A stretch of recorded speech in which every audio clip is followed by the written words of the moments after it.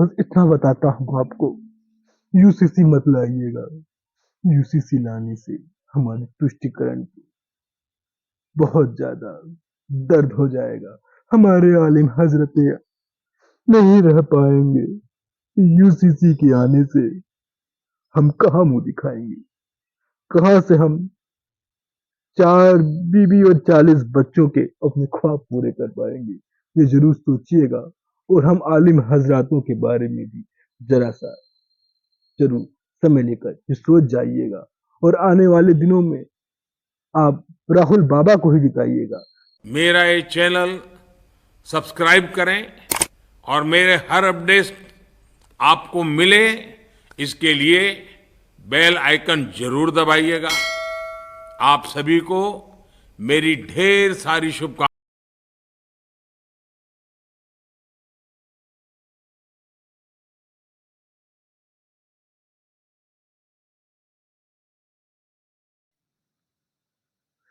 नमस्कार, जय सिया राम, वंदे मातरम, हर हर महादेव। एक बार फिर आप सभी दोस्तों का आज के हमारे इस रोस्ट में आपका स्वागत है। आज की इस अंतर्मन पॉडकास्ट की इस अंतर्मन की भावनाओं में हम बात करेंगे यूनिफॉर्म सिविल कोड, समान नागरिक संहिता।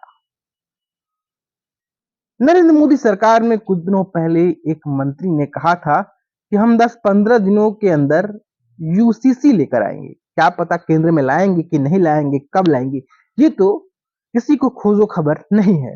मगर हाँ, उत्तराखंड पहाड़ी राज्य में यूसीसी का ड्राफ्ट तैयार कर दिया गया है और विशेष सत्र विधानसभा का चल रहा है और इसे पारित भी कर दिया जाएगा। कुछ की पीड़ा अब रिस रही है, दर्द बनकर झलक रही है। वो कह रहे हैं, काश कोई लहरू हमें प्यार करता। इतनी तुष्टिकरण की है हमने, कोई हमसे और प्यार करता। अब प्यार, वफा, इश्क, मोहब्बत, ये उर्दू के जो लफ्ज हैं ये बहुत प्यारे लगते हैं। जब हम अपनी कराची वुड यानी कि बॉलीवुड देखते हैं तो 70 और 80 से लेकर आज तक की फिल्मों में हमने ये शब्द बहुत सुने, प्यार, मोहब्बत, इश्क, लम्हा।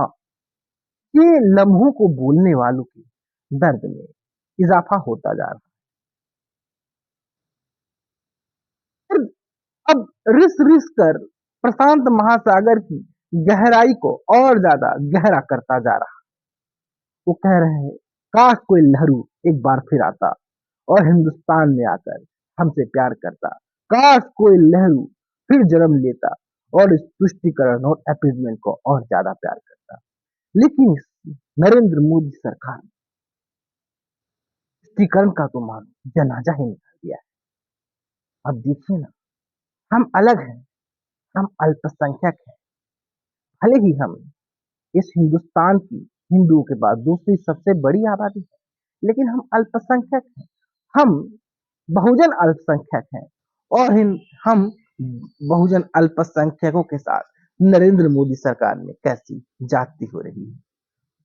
अब इंदिरा चाची भी नहीं है कि हमें बचाया जाए। अब नेहरू भी नहीं है जो दिल लगाया जाए। अब राहुल भी पॉपुलर नहीं है कि उनकी छत के नीचे सर छुपाया जाए। भारत जोड़ो आंदोलन चल रहा है,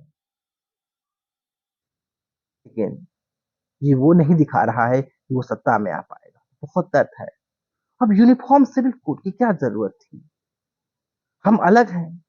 आप देख लीजिए, हमारे इबादत स्थान अलग है, हमारी पूजा पाठ करने की पद्धति अलग है। हम इंशाअल्लाह हम मस्जिद में जाते हैं। एक बार जहां मस्जिद तामीर हो गई, वहां मस्जिद तामीर हो गई, वहां कुछ नहीं बनता। हाँ, अलबत्ता सच ये है कि अगर मंदिर तोड़कर मस्जिद बनी है तो मस्जिद ही रहती है। मंदिर तोड़ा जाता है वो तब की बात थी, लेकिन अब की बात है जहां मस्जिद है वहीं जिद है, वहीं जिद पकड़ कर बैठे हैं, वहीं मस्जिद बनी रहेगी। अब ये धामी सरकार धामन साहब बन के फुफकार रही है।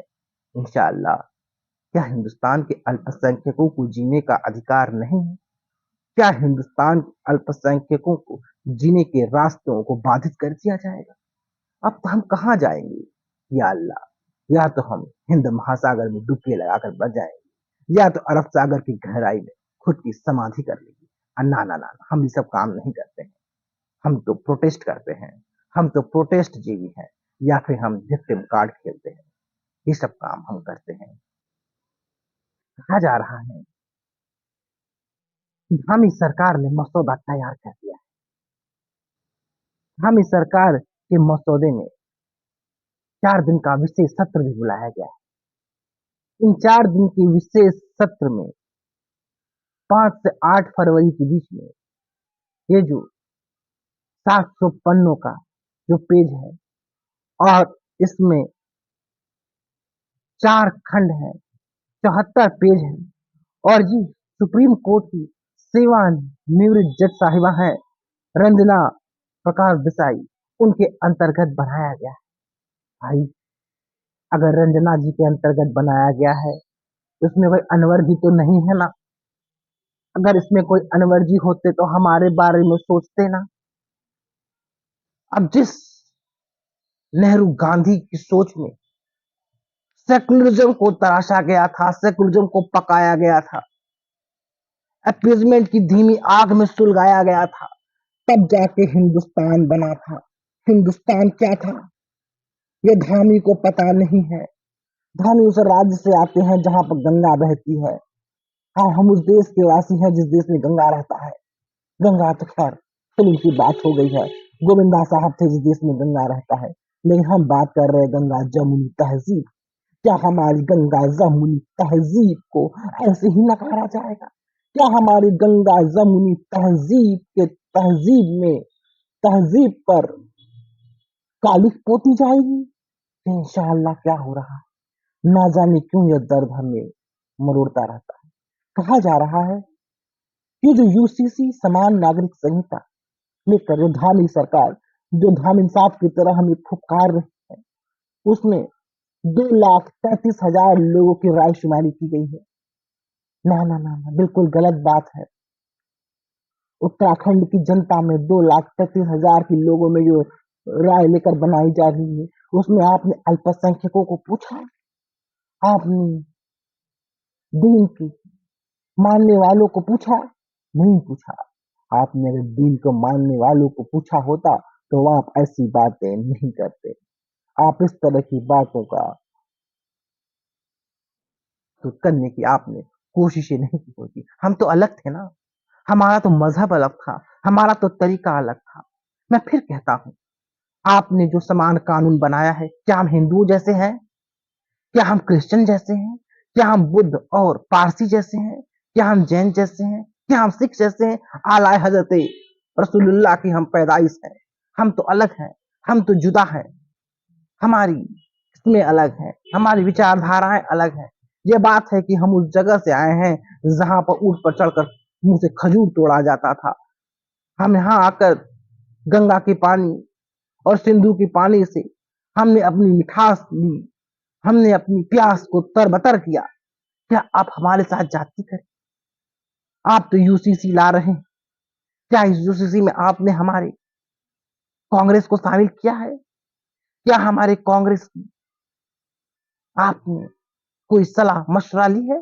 अरे आप क्या जानो हिंदुस्तान, अरे आप क्या जानो हिंदुस्तान को? आपने तो हिंदुस्तान को पहचाना ही, आपने तो हिंदुस्तान की तारीख में, हिंदुस्तान की सभ्यता में, आपने आजादी के बाद हिंदुस्तान को जिस पर जो आपने चोटें दी हैं, वो चोटें तो किसी भी सरकारों ने नहीं।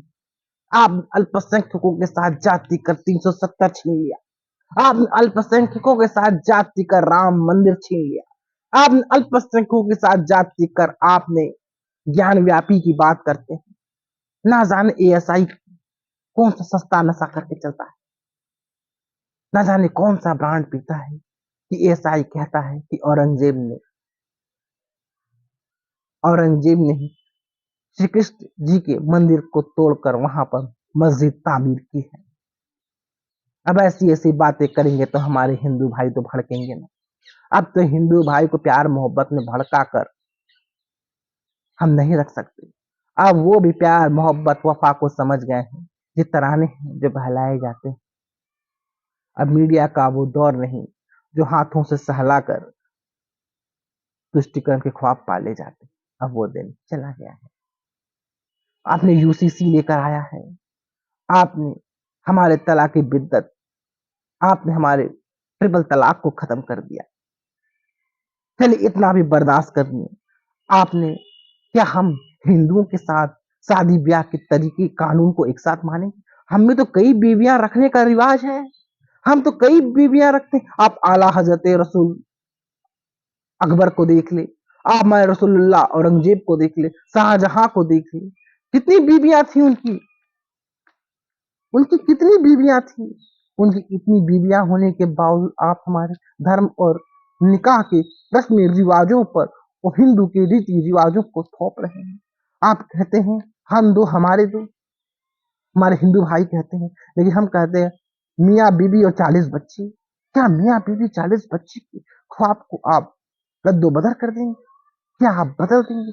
क्या मियाँ बीवी और 40 बच्चे के ख्वाब को हम जमीन पे नहीं रख सकेंगे? क्या हमारे कानून और रस्म रिवाजों का ऐसे ही दोहन और शोषण होगा? भूमि में एक कानून हो जाएगा, भाई ये सारी भूमि तो अल्लाह की है, ये सारी भूमि तो अल्लाह की है, ये सारी भूमि अल्लाह की है, इस अल्लाह की हम पैदाइश है, अल्लाह की संतान है। तो क्या ये सारी भूमि अल्लाह की एक कानून हो जाए तो क्या हम जमीन हड़पने के अपने कर्तव्य भूल जाएंगे? तलाक, तलाक जैसे कानून पर मोदी साहब ने बड़ा काम किया, हमारी जनानियों को उन्होंने भड़काया, ट्रिपल तलाक जैसी भावनाओं को उन्होंने उद्गार दी, और हमारे आदिल मौलाना को बैठाकर जो उनके साथ जाति, जो उनका शोषण और जो उनकी बेइज्जती टीवी जगत में बैठाकर किया गया, हम आज भी बर्दाश्त कर गए, हम भी अपमान की घूंट पी गए, और ना जाने क्या दर्द, क्या कब व्यथा होगी। आप तलाक पर कानून लगाते हैं। कांग्रेस फिर आए सत्ता में तो हमें बताए कि सेकुलरिज्म को कैसे जिया जाता है, सेकुलरिज्म को कैसे परोसा जाता है, सेकुलरिज्म को कैसे आजमाया जाता है, सेकुलरिज्म की कहानी को कैसे तराशा जाता है। आप तलाक पर कानून लाते हैं तो हमारी बहन आसिया अंद्राबी, क्या वो बुर्का पहनकर पत्थरबाजी नहीं कर पाएगी?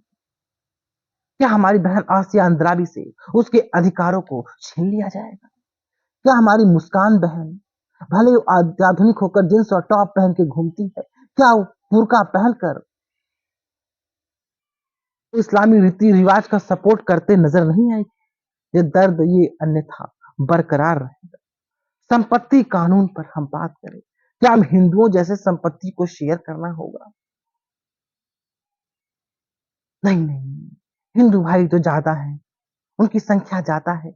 हम संपत्ति में हिंदू संपत्ति जैसे बंटवारे को हम नहीं डिजर्व करा सकते। हम अपनी लड़कियों को संपत्ति में अधिकार नहीं देते हैं। हम उन्हें गैर धर्म में ब्याह शादी करने के बाद, माफ कीजिएगा, निकाह करने के बाद उन्हें बेदखल कर देते हैं। ना ना ना ना, ऐसी चीजें नहीं, और कानून के दायरे भी हमें मानने पड़ जाएंगे। आप बताइए, हमारा अपना कानून है, हमारी अपनी धारणाएं हैं। हाँ, ये जरूर बात है कि आईपीसी सीआरपीसी की धाराओं में हमें हमारे हिंदू बिरादरी, हमारे सिख बिरादरी, हमारे जैन बिरादरी, हमारे ईसाई बिरादरी और हमारे सिख बिरादरी के कानून चाहिए आईपीसी और सीआरपीसी के दायरे में।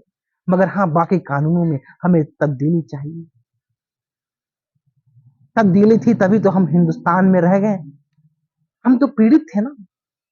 हम हिंदुस्तान में रह गए, ये बहुसंख्यक हिंदुओं के बीच में हमने रहा, बहुसंख्यक हिंदुओं के बीच में हमने बिरयानी दी। क्या आप हमारे साथ ऐसे ही जाति करते रहे? बताइए ना। कहते हैं कि देहरादून शहर के काजी मोहम्मद अहमद काजमी ने हमें धमकाया है। उन्होंने कहा है ये मुसलमानों के साथ जाति हो रही है, मुसलमानों की संस्कार परंपरा के साथ खिलवाड़ किया जा रहा है। अब बताइए क्या किया जा सकता है? क्या अल्लाह अल्लाह हजरत आलिम जानता है कि मुसलमानों की क्या खूबी है, मुसलमानों के क्या जज्बात हैं, मुसलमानों के क्या रसूल। इन मुसलमानों के लिए हमारे हजरत असदुद्दीन ओवैसी ने काफी मेहनत की है, मगर अफसोस संख्या बल कम होने के कारण वो सिर्फ बोल पाते हैं, कुछ कर नहीं पाते। अफसोस है। अगर कुछ किया जा सकता है तो गांधी राहुल को वोट दे के मजबूत किया जा सकता है, मगर अफसोस ये है कि भारत जोड़ो यात्रा पे वो भारत को जोड़ नहीं पा रहे।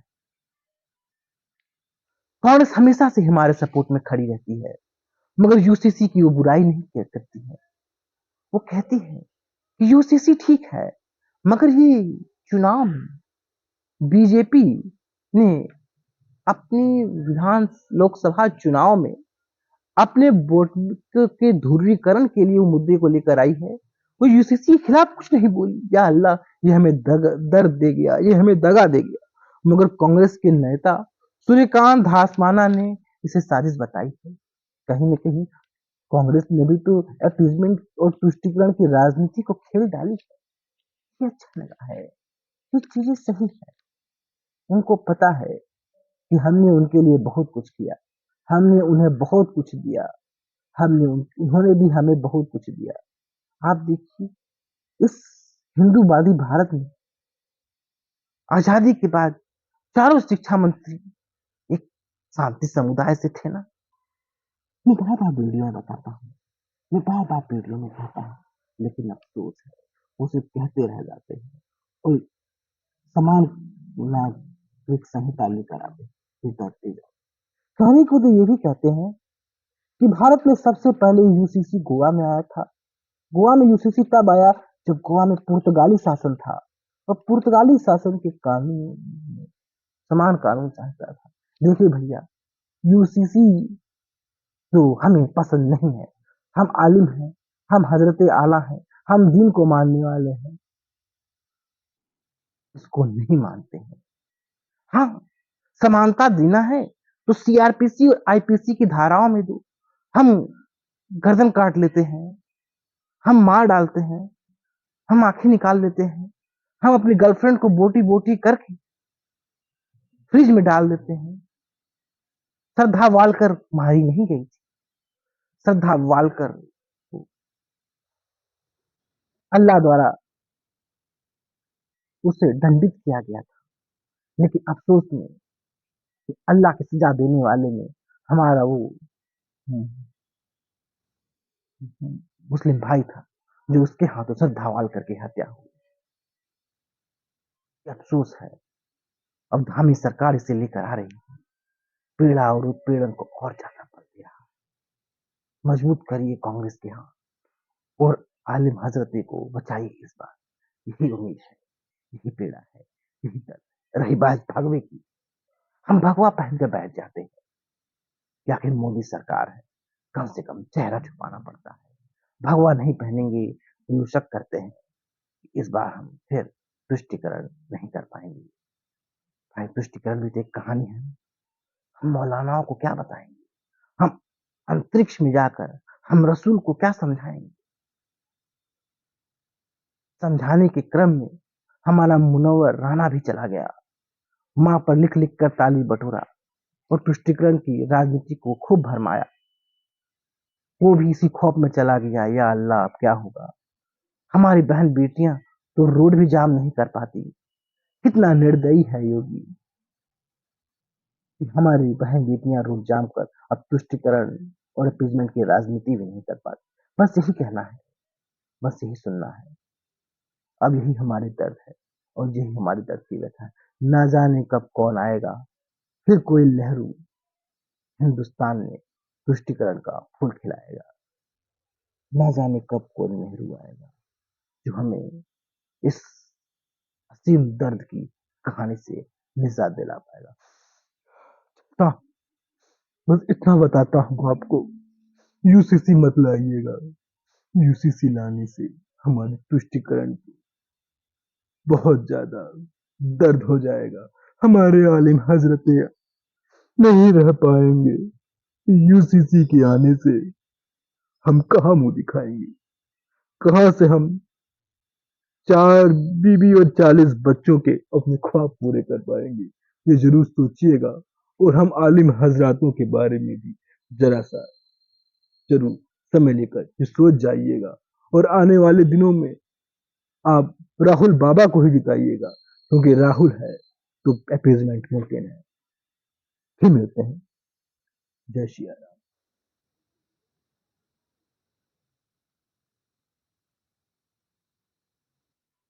दोस्तों, आपको हमारा कंटेंट पसंद आ रहा है तो आप में सहयोग भी कर सकते हैं, आप में कंट्रीब्यूट भी कर सकते हैं। आप में फोन पे, पेटीएम, के इस जादुई नंबर पर भी सहयोग करके आप हमारी पत्रकारिता को बल दे सकते हैं, क्योंकि हमें आपके समर्थन की दरकार है। आपके समर्थन की दरकार से ही हम अपने पत्रकारिता को उड़ान दे सकते हैं। तो फिर मिलते हैं, और और आप हमारे चैनल को लाइक शेयर सब्सक्राइब जरूर करिएगा। फिर मिलते हैं किसी नए स्टोरी के साथ। तब तक के लिए जय श्री राम।